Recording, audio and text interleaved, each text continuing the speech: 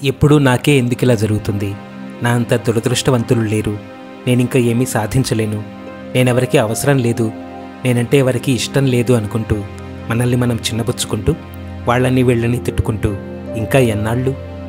కొంచెం మెచ్యూరిటీతో ఆలోచిద్దాం. ఇబ్బందులు కష్టాలు వస్తున్నాయంటే అర్థం మన దగ్గర అంతులేని బలముందని. మన సహనాన్ని చూసి ముచ్చటేసి ఎంతవరకు నిలబడతామో చూద్దామని అవస్తుంటే ఎదురు వెళ్ళాలి, కానీ పారిపోతే ఎలా? మన ధైర్యం పర్వతమంత ఎత్తుగా నిలబడి ఉంటే వచ్చే తుఫానులైనా తల వంచుతాయి, సునామీలైనా తల ఎత్తి చూస్తాయి.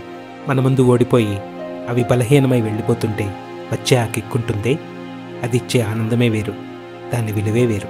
ఒకవేళ ఎంత ప్రయత్నించినా గెలుపు మనది కాలేదు అంటే అర్థం మనకు ప్రతిభ లేదని కాదు, ప్రయత్న లోపమని కాదు, ఆ గెలుపు మన టాలెంట్ ముందు చాలా చిన్నదని, ఇంకా పెద్ద గమ్యమేదో మన కోసం ఎదురు చూస్తోందని.